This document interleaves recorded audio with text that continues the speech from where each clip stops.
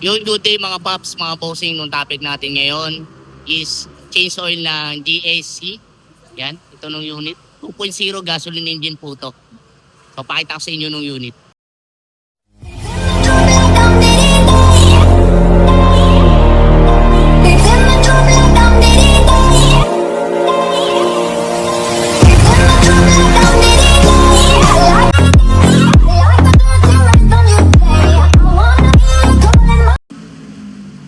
Yan, ito nung unit mga paps.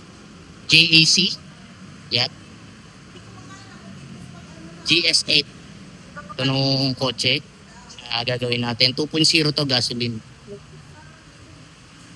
So, ito nung makina niya. Ito nung air filter.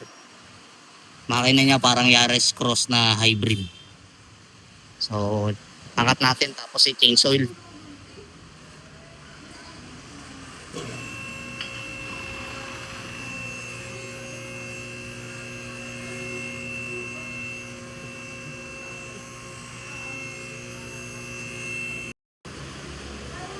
So, drain naman natin mga paps. Yan.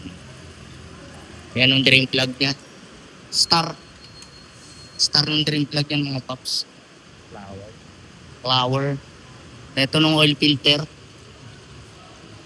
Sa big 111 lang pala filter na ito. Parehong-pareho ng Yaris Cross na hybrid. O kaya Corolla Cross.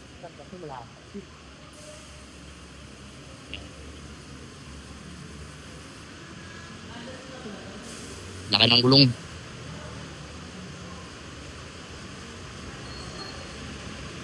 Ayan ang pangilalim niya.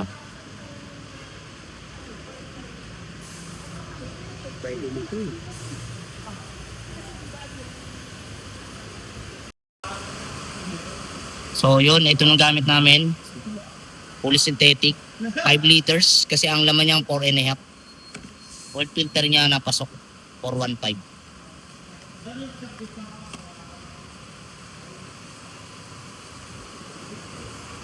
Grabe laki ng turbo mga paps. Sobrang bilis na ito.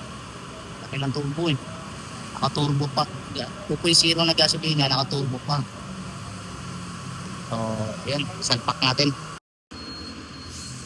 Yan, nabalik na natin mga paps. So, may cover yung sa drain plug to. Naka-screw. So, baba naman natin. Salin nung langis. Ayos na yan. Ha? Salin na tayo ng oil. Hindi matatanggal. Tapos, air filter cleaning. So, iangat mo lang po.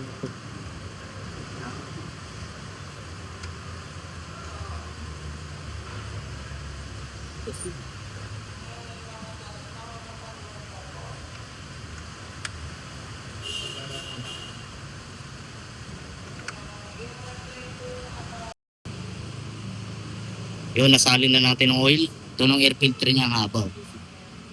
O, pinakas ni Chief Jojo.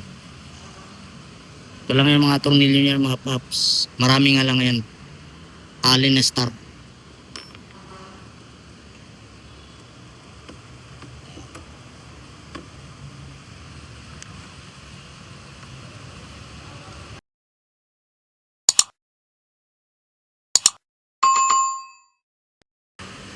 Yan, paandar na natin. So, may engine cover siya. 4.7 pala lahat talaga ng total capacity ng langis niya mga paps. Para alam nyo na rin. Yan.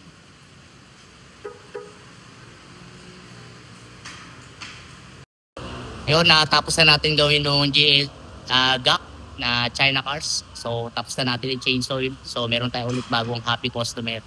So, follow nyo na kami sa Facebook page, YouTube channel namin, and TikTok. So, yun lang. Sana may natutunan kayo paano mag-change oil ng China cars. See you next video topic. Peace.